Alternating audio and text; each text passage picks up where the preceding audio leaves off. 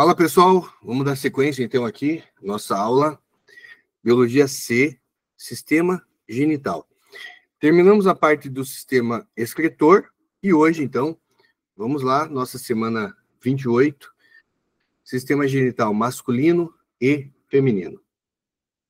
Um assunto que já pega um pouquinho também da parte do sistema endócrino, tá? Porque a gente vai falar de testículo, vai falar de ovário, né? Então, já entra um pouquinho também na parte do sistema endócrino, que vai ser o assunto aí da próxima aula.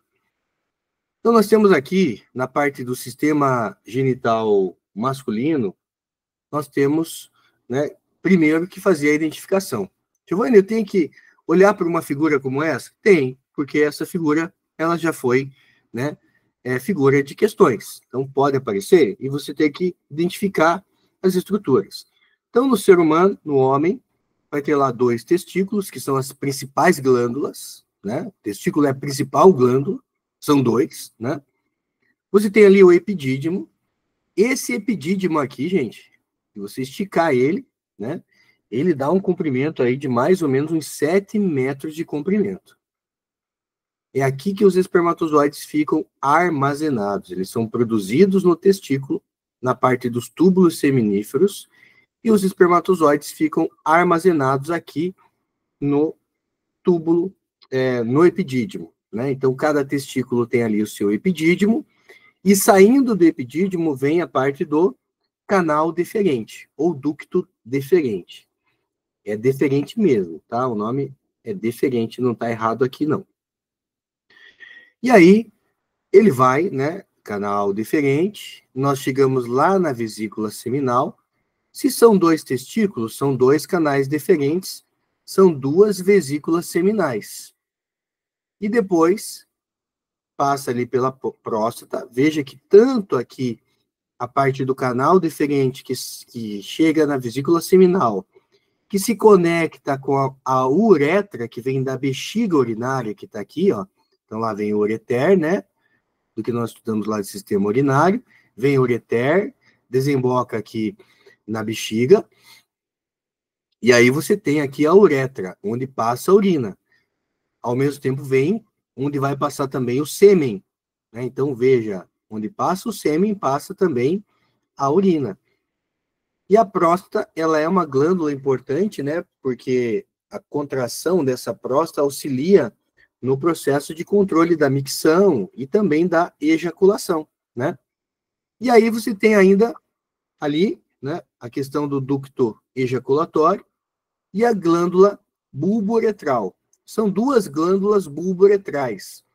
Essa glândula bulbo-uretral, antigamente era chamada de glândulas de Cowper, né?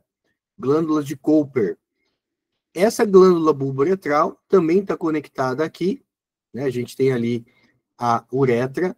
A função das bulbo-uretrais é limpar a uretra, porque se pela uretra passa o xixi, quando esse homem vai ejacular, é importante que limpe, então, o canal, né, da uretra, para que esse homem possa ter uma ejaculação e, ao mesmo tempo, o canal estar limpo. E esse líquido que sai antes da ejaculação, ele não contém espermatozoides, desde que seja a primeira ejaculação, né? Se for a segunda, terceira ejaculação, pode acontecer de ter espermatozoide no canal, e aí quando a glândula bulbo-uretral libera esse líquido para limpar a uretra, ela acaba levando os espermatozoides junto.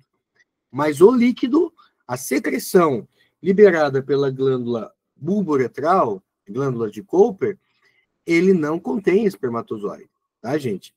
E também esse líquido, ele é um líquido lubrificante natural, que acaba lubrificando a glande, tá? Então, a gente tem aqui a glande, né, que acaba sendo lubrificada por esse líquido que tem essa função, essa secreção lubrificante, facilitando ali a relação sexual. No corpo do pênis, a gente tem o corpo esponjoso. Veja que o corpo esponjoso, ele tem esse nome porque ele é tipo uma esponja mesmo, sabe? Que vai envolver a uretra para impedir que essa uretra seja comprimida durante uma ereção, por exemplo. Então, você tem ali o corpo esponjoso protegendo o corpo da uretra. E o que garante a ereção no homem é a vascularização dos corpos cavernosos. Então, aqui, quando aumenta a pressão sanguínea nos corpos cavernosos aqui, é que o homem tem, então, ali a questão da ereção. Por isso que muito se fala desses medicamentos, né, que o pessoal fala aí, né, Viagra, Tadalafila, né, esses medicamentos, o que eles fazem? Eles são vasodilatadores, né? A princípio eram medicamentos que iriam ter um outro fim, como problemas cardíacos, né, problemas de circulação, e acabaram tendo como efeito colateral a ereção, né? Então, esses medicamentos, eles, até agora, uma coisa que pode aparecer no teu vestibular é o uso da Tadalafila nas academias, gente. O pessoal aí das academias descobriram, né, que, pô, se usar a Tadalafila, isso ajuda a melhorar a vasodilatação. E se o cara está fazendo uso lá de alguma substância, se melhora a vasodilatação, melhora o que? A distribuição da droga que o cara está usando, né? Para ficar forte. Então, é algo que é complicado, porque é um medicamento que não exige uma receita, né? A pessoa consegue comprar isso sem receita numa farmácia, e muitos jovens estão abusando desse tipo de medicamento. E usar esse tipo de medicamento na juventude, ele pode trazer consequências graves numa idade mais avançada, né? Então, e até mesmo na juventude, né? Usar uma medicação sem prescrição médica, já que ele tem uma questão de vasodilatação, isso pode trazer algumas consequências. Então, se for fazer uso, tem que sempre ter ali uma indicação médica, né?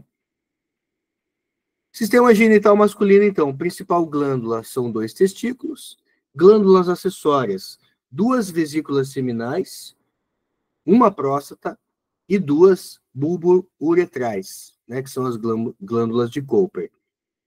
Qual é a função do testículo? O testículo é uma glândula mista, então aqui que entra a parte do sistema endócrino que eu falei para vocês.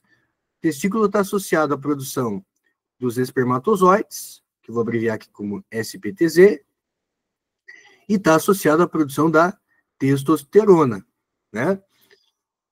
Os espermatozoides, eles são liberados no canal deferente.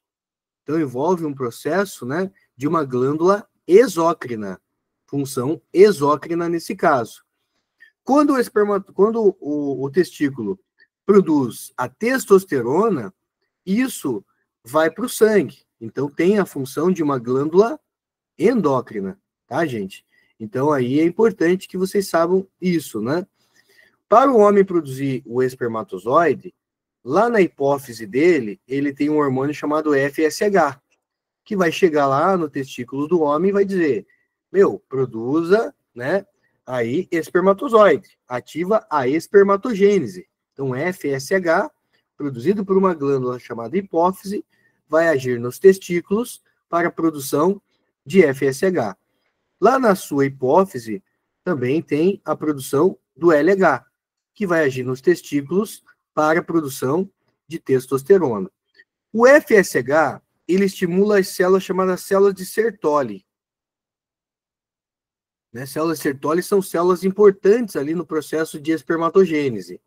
Enquanto que o LH, ele estimula as famosas células de Leydig. As células de Leydig são células importantes na produção da testosterona. Então, 2 hormônios hipofisários, o FSH e o LH, esses hormônios, eles têm uma função no homem também, porque normalmente você lembra desses 2 hormônios lá na gametogênese feminina. Mas no homem, o FSH está associado às células de Sertoli, produção de espermatozoide. O LH está associado às células de Leydig, a produção de testosterona. Então, o testículo é uma glândula anfícrina. O que é uma glândula anfícrina? É uma glândula mista, tá? Que tem, ora, uma função exócrina, ora, uma função endócrina, tá?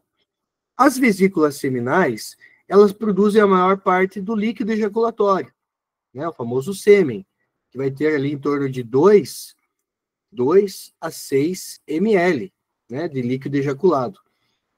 A vesícula seminal em si, ela não contém espermatozoide. Então, o homem que faz uma vasectomia, ele continua ejaculando normal. O que ele ejacula, professor? Ele ejacula o sêmen, né? ele libera o líquido que sai antes, mas nesse sêmen não tem espermatozoide. Por quê? Porque ele fez uma vasectomia, tá? Então, essa vesícula seminal, ela produz o líquido seminal.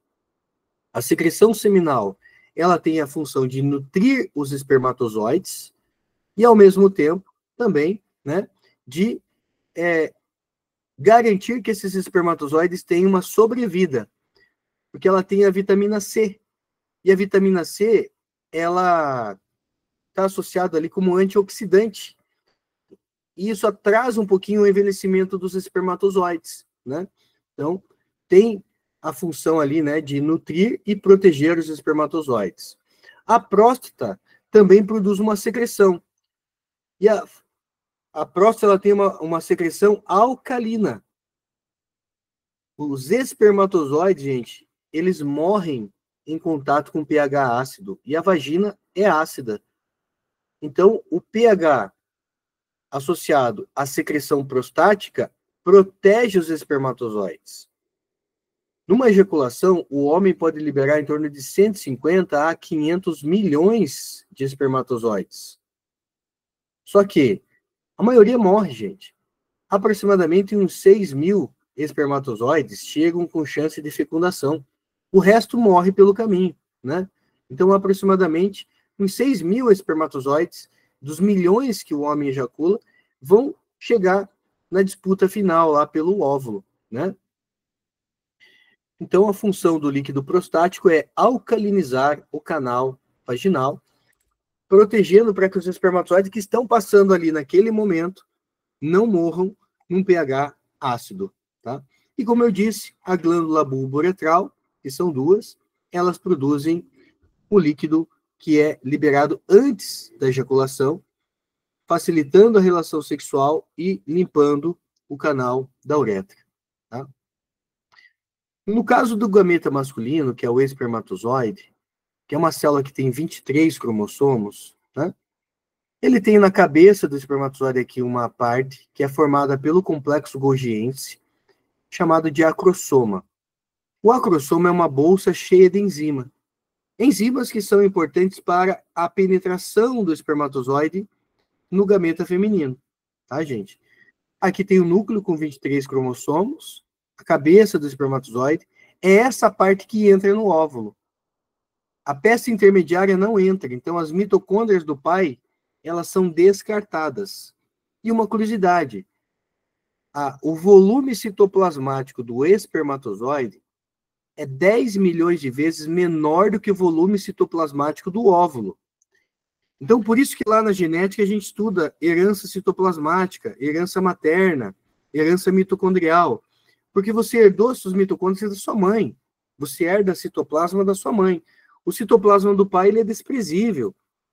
O que a gente usa do nosso pai são os 23 cromossomos, 23 moléculas de DNA. A parte, né, das mitocôndrias do pai, isso não entra no óvulo, e o volume, né, associado às organelas do pai ali, do citoplasma, esse volume citoplasmático é desprezível, porque ele é 10 milhões de vezes menor do que o volume citoplasmático do óvulo. E aí tem a cauda, né, gente? Aqui, essa cauda do espermatozoide que ele usa para movimentação, para mobilidade. No sistema genital feminino interno, a gente tem esse desenho aqui que você precisa entender. Nós temos, então, ali a tuba uterina, antigamente chamada de trompas de Falópio. O útero é essa peça vermelha que está aqui. O tamanho do útero da menina coincide com a mão fechada da menina, né? O útero que pesa em torno de 50 gramas. No final de uma gestação, esse útero pode pesar quase 2 quilos. Só o útero, tá? Por conta da hipertrofia do útero. O útero, ele tem algumas partes. Ele tem aqui o colo do útero. Acho que eu não coloquei a setinha ali. Aqui tem o colo do útero. Faltou a setinha aqui, ó. Colo do útero. É esse colo do útero que vai... Quando a mulher libera a ocitocina lá para as contrações uterinas, para que a cabeça do bebê possa passar por ali, é o colo do útero que vai aumentando a dilatação. E o médico sabe que a mulher está na hora do parto normal, porque ele vai medindo esse diâmetro do colo do útero. Quando esse diâmetro chega perto de 10 centímetros, é o momento, né, da mulher ganhar o bebê por parto natural. Então, esse colo do útero, ele dilata, né? Vai tendo as dilatações por conta das contrações uterinas por um hormônio chamado ocitocina. O fundo do útero está lá, aí você tem um endométrio, que é o tecido interno do útero, que todo mês fica mais espesso e descama, gerando a menstruação. E o miométrio, que é músculo liso. É esse músculo liso que gera cólica. É um músculo que a mulher não controla, porque o músculo liso, ele é involuntário. E tem os 2 ovários que eu representei aqui em azul, né? Então, essa imagem foi eu que fiz. Tem aqui as fímbrias, né? As fímbrias que vão entrar em contato ali com o ovário para poder fazer a captação do óvulo durante a ovulação, né? Então, você tem um desenho aqui, né? Ali, ó, corpo do útero, colo do útero, miométrio, endométrio. O perimétrio é a periferia do útero, tá, gente? Tá aqui o perimétrio, periferia do útero. Aqui o ligamento do ovário e os 2 ovários ali conectados com as fímbrias. Só que essas fímbrias, elas não ficam conectadas diretamente aos ovários, tá? Elas são móveis. E elas, quando a mulher tem a ovulação, ela tem que literalmente captar essa ovulação, tá? E aí o canal vaginal aqui faz parte também do sistema genital interno. Eu falei para vocês que o endométrio, todo mês, ele se prepara para uma nova gestação. E existe uma doença chamada endometriose, porque o tecido que deveria crescer dentro do útero somente, ele pode crescer em regiões como o intestino, ele pode crescer em regiões como o ovário, ele pode crescer em regiões como a vagina também, né? Canal vaginal, pode crescer em regiões como a bexiga urinária. E aí, isso gera dor e pode gerar também infertilidade, né, na mulher. A endometriose é uma doença de difícil diagnóstico, até o médico descobrir que confirmar que uma mulher tenha endometriose, e isso leva algum tempo de conhecimento e de exames que o médico vai ter que fazer na mulher para poder confirmar que ela tem uma doença chamada endometriose, tá? Então, a endometriose, quando o endométrio, que é um tecido que deveria crescer dentro do útero somente, ele cresce em outras regiões, ele aparece em outras regiões do corpo da mulher, tá, gente? O que é gestação ectópica? Gestação ectópica, ecto quer dizer fora, né? Tópico, lugar. Então, é uma gestação fora do lugar. A gestação ectópica é quando acontece, ao invés de acontecer dentro do útero, acontece, por exemplo, na tuba ou trompa de falópio. Gravidez ectópica é toda a gestação que acontece fora da cavidade uterina. O lugar mais comum é a trompa, mas pode ocorrer na cavidade abdominal, no ovário, no colo do útero, e ainda em cicatrizes de cesáreas prévias, né? Essa gestação é uma gestação de risco, tá, gente? Tanto para a mãe quanto para o bebê. Você sabe que a placenta é o único órgão que é formado por 2 organismos. Uma parte da placenta quem forma é o feto, a outra parte da placenta quem forma é o endométrio, né? A decídua basal do útero, que é o endométrio. Quando esse embrião ele se desenvolve fora do útero, ele acaba desenvolvendo só a placenta da parte do feto e não a placenta materna. Então fica uma placenta que não está completa. Isso gera, então, uma gestação de risco que tem que ser acompanhada por médicos especialistas. Não é qualquer médico obstetra que vai acompanhar essa gestante. Precisa ser encaminhada para um médico que acompanhe gestações de risco, que tenha essa experiência com gestações de risco. E para a gente fechar, já entrando na parte do sistema endócrino, que é o assunto da nossa próxima aula, vamos falar de ciclo ovariano. Aqui você está vendo dentro do ovário. A mulher também, ela tem, né, um hormônio que é chamado FSH, produzido pela hipófise. O FSH é o hormônio folículo estimulante. Esse hormônio é o primeiro hormônio que vai dar um sinal de vida ali, né? Quando essa mulher inicia o processo de menstruação, ela está iniciando um novo ciclo. E aí o FSH é o primeiro hormônio que dá um sinal de vida. Estimula ali alguns folículos, aquele folículo que der o sinal de crescimento primeiro, vai crescer e vai se desenvolvendo, né? O próprio folículo secreta estrógeno. Então, o ovário secreta 2 hormônios. o estrógeno e a progesterona. Quando esse folículo que foi estimulado pelo FSH começa a crescer, o próprio folículo secreta estrógeno. Esse estrógeno vai, através da corrente sanguínea, gerar um feedback positivo na hipófise da mulher, que vai começar a secretar ali o LH. Quando esse LH for máximo, a mulher tem o processo, então, de ovulação. Ah, como que a mulher produz o LH, professor? O FSH estimula o folículo crescendo produz estrógeno, o aumento de estrógeno gera um feedback positivo na hipófise, o estrógeno que é produzido pelo ovário, gera um feedback positivo na hipófise, que faz com que a hipófise secrete o LH. Quando o LH for máximo, entra o processo de ovulação. No momento que a mulher ovula, que ela libera aqui o ovócito 2, a massa folicular que sobra começa a produzir progesterona. Essa massa folicular que sobra forma o que a gente chama de corpo lúteo, ou corpo amarelo. A função desse corpo lúteo ou corpo amarelo é secretar progesterona, tá, gente?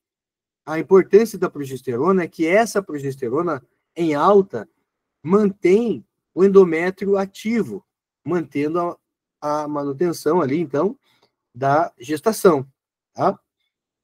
Se a mulher tiver uma fecundação desse ovócito 2 aqui, que a gente chama genericamente de óvulo, né?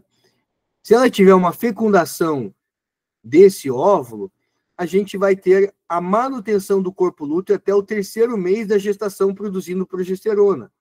A partir do 3º mês de gestação, quem assume a produção de progesterona é a própria placenta, que daí a placenta no 3º mês de gestação já está pronta. Então, no 3º mês de gestação, o corpo lúteo ele degenera, dando origem ao corpo branco, chamado de corpo albicans, e quem assume a produção a partir do 3º mês de gestação é a própria placenta, tá? Giovanni, mas e se a mulher não teve relação sexual e se esse óvulo não for fecundado? Se o óvulo não for fecundado, esse óvulo degenera. E o corpo folicular, corpo lúteo, ele também vai degenerar rapidamente, dando origem ao corpo albicans. Então, ele não vai ficar até o 3º mês, né, ativo. Não, ele degenera rapidamente, tá? Aqui você tem uma imagem, gente, ó, um instrumento cirúrgico, aqui a parede do ovário da mulher, né, a parte externa do ovário, aqui o folículo, né, essa massa folicular, e aqui o óvulo, ou ovócito 2. Então, aqui você está vendo exatamente o momento de uma ovulação da mulher, tá? Aqui o gameta feminino, né?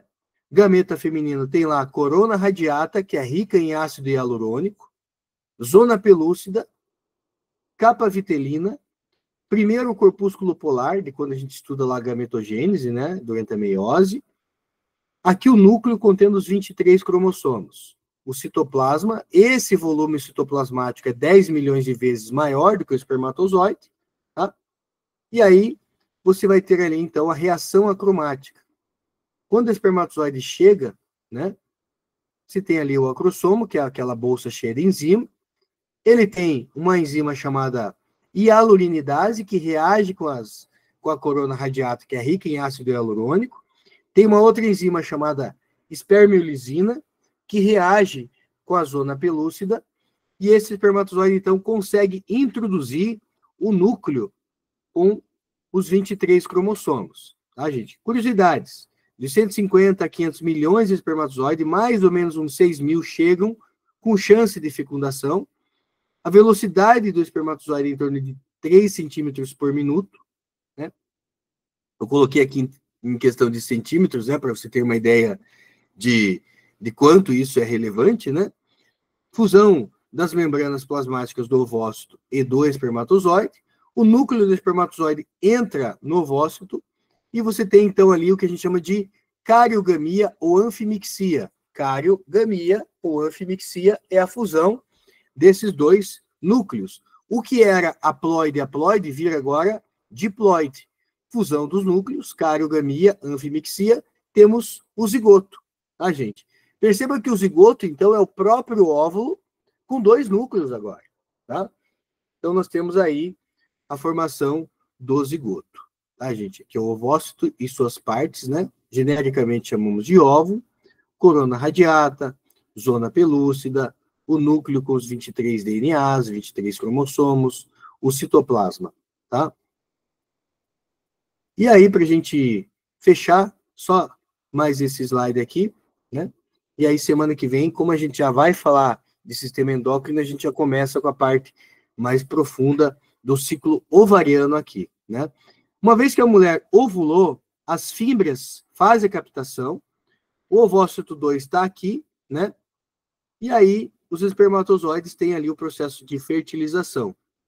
E aí forma o zigoto, né? E aí começa o processo de segmentação ou clivagem. Era uma célula, se divide em 2 blastômeros, 4 blastômeros, até chegar no estágio de mórula, que é mais ou menos aqui uns 16 blastômeros. Veja que a mórula, ela já está chegando ali dentro do útero. E aí vai para o próximo estágio, que é a blástula. É a blástula, gente, que vai se fixar, né, no endométrio. A blástula humana é chamada de blastocisto, tá? E aí, só completando aqui, ó, fecundação, segmentação, clivagem.